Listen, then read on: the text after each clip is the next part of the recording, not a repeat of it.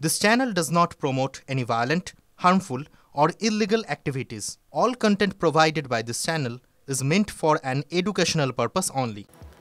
দেখছেন টিভি 9 বাংলা, আপনাদের সঙ্গে রয়েছে আমি মধুকল্পিতার। এই মুহূর্তে আমাদের যে খবরে নজর রাখতে হবে, সরকারি সার্ভার ব্যবহার করে আধার জালিয়াতির পর্দাফাশ। বীরভূমের আধার সেন্টারে চলছিল বিরাটি থেকে বাংলাদেশি অনুপ্রবেশকারীদের জন্য তৈরি হচ্ছিল আধার কার্ড।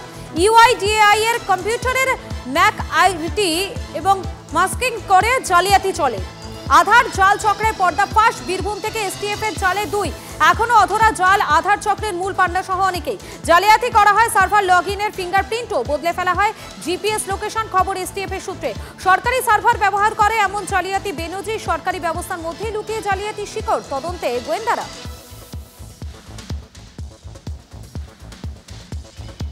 এতদিন রাজ্যের বিভিন্ন জায়গায় আধার কার্ড জাল করা চক্রের ঘটনা সামনে আসছিল, আর এই প্রথম জালিয়াতির মাধ্যমে আসল আধার কার্ড তৈরির চক্র সামনে এলো, যেখানে বীরভূমের প্রত্যন্ত গ্রামের কোনো একটি আধার সেন্টার তার যে ল্যাপটপের ম্যাক আইডি সেটাকে যেমন ঢেকে দেওয়া হচ্ছে, তার পাশাপাশি সেই ল্যাপটপের যে লোকেশন, অর্থাৎ আধার কর্তৃপক্ষ যখন কোনো আধার সেন্টার তৈরি করে তখন একটি নির্দিষ্ট ল্যাপটপকে স্বীকৃতি দেয়, তার লোকেশনকে নির্দিষ্ট করে দেয় এবং সেখানেও একজনের ফিঙ্গারপ্রিন্টকে অ্যালাউ করা হয়।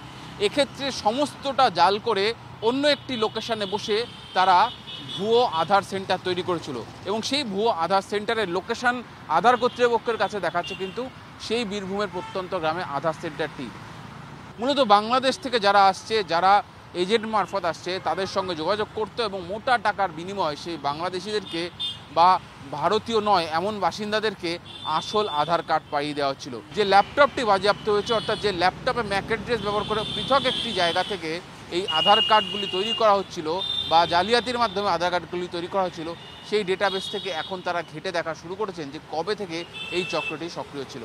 যেমন সুদীপ গুছাইতের সঙ্গে সুজয় পাল, টিভি 9 বাংলা, কলকাতা। কি কারণ কিছু জানেন না? বলেও নি কিছু? না, ওনারাও কিছু বলে নেই, ও কিছু বলে নেই। কখন এসেছিল? 11টা পরে, রাত্রে 11টার সময়। কারা এসেছিল? ওনারা বললেন আমরা এসটিএফ এর লোক। এসটিএফ এর লোক? হঠাৎ করে কি কারণ কিছু বলেনি?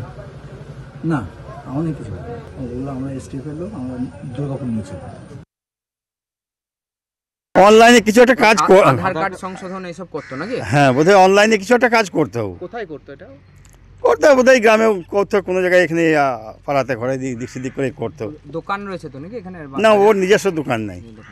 কারো দোকানে কাজ করতো? না, দোকানে কাজ করেনি। ওই মুন্না বলে একটা ছেলে কেন্ডাঙ্গালে নাকি, ওর কাছে নাকি ওর আন্ডারে কাজটা করতো। কতদিন ধরে এই কাজের সঙ্গে যুক্ত রয়েছে মিরাজ?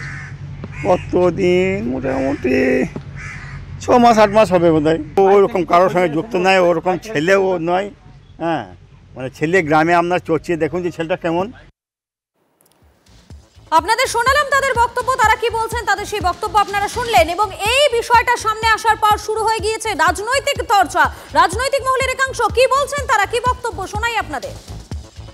এই রাজ্যের মানুষকে রুখে দাঁড়াতে হবে এবং সেটা সমবেতভাবে করা দরকার, না হলে এই ধরনের নোংরামো এবং উই পোকার মতন পশ্চিমবঙ্গটাকে ভেতর থেকে শেষ করে দেওয়া অনুপ্রবেশকারী এবং রোহিঙ্গাদের মাধ্যমে, সেটা পশ্চিমবঙ্গের মানুষের ক্ষেত্রে আমি বারবার করে বলি, মমতা ব্যানার্জি আর কিছুদিন ক্ষমতায় থাকলে পশ্চিমবঙ্গের মানুষকে নরক দর্শন করতে হবে, এটা তারই একটা উদাহরণ।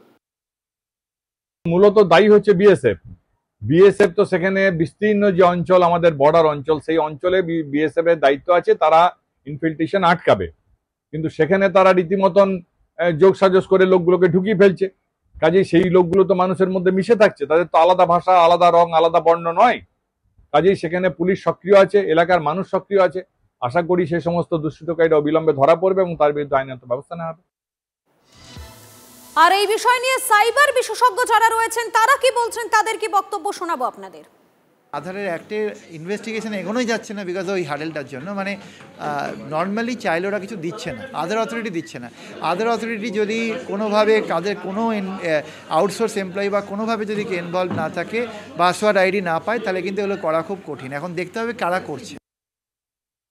আধার card is a right now মানে কি বলবো, সোনার থেকে দামিও একটা জিনিস আমাদের অ্যাজ এ ডকুমেন্টস, কারণ সেটার মধ্যে সব কিছু কানেক্টেড। সেখানে যদি এরমভাবে চেঞ্জ করে দেয় বা যারা ইউজ করছে সরকারের অজান্তে, এটা একদম ডেফিনেটলি, কারণ এটা রিমোট পজিশনে কাউকে সে যখন করছে তার সিস্টেম কম্প্রোমাইজ হলে তার পক্ষে এটা বোঝা সম্ভব না, বা অনেক ক্ষেত্রে তারা নিজেরাও হয়তো কোনো রকমভাবে জালে পড়ে গিয়ে তাদের অ্যাক্সেস দিতে হচ্ছে, এটাও ঘটতে পারে। কিন্তু এগুলো বিভিন্ন রকম টুলসের সম্ভব, যেগুলোকে মার্কস করে দেওয়া সম্ভব, স্কুপ করে দেওয়া। আমরা দেখছি ফোনের সিমের যে ফোনের যে IMEI নাম্বার সেটা স্কুপ হয়ে যাচ্ছে। আগে জানতাম ফোনের নাম্বার স্কুপ হয়, কিন্তু এখন IMEI নাম্বার চেঞ্জ হয়ে যাচ্ছে, লোকেশন স্কুপ হয়ে যাচ্ছে।